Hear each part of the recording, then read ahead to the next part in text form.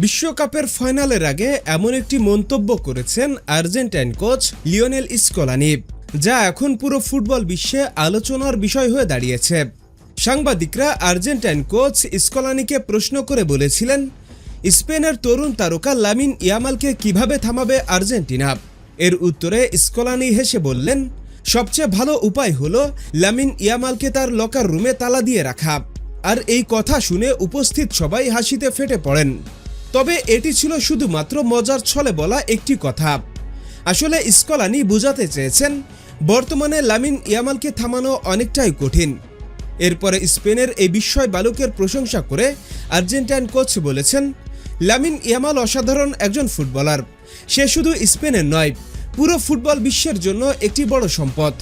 এত কম বয়সে সে যেভাবে খেলছে সেটা সত্যি অবিশ্বাস্য। ভবিষ্যতে ফুটবলকে সে আরও অনেক কিছু উপহার দিবে। হ্যাঁ বন্ধুরা, আপনাদের বলছি, মেসি বনাম ইয়ামাল কে জিততে যাচ্ছে? এখনই কমেন্টস করে জানিয়ে দিন।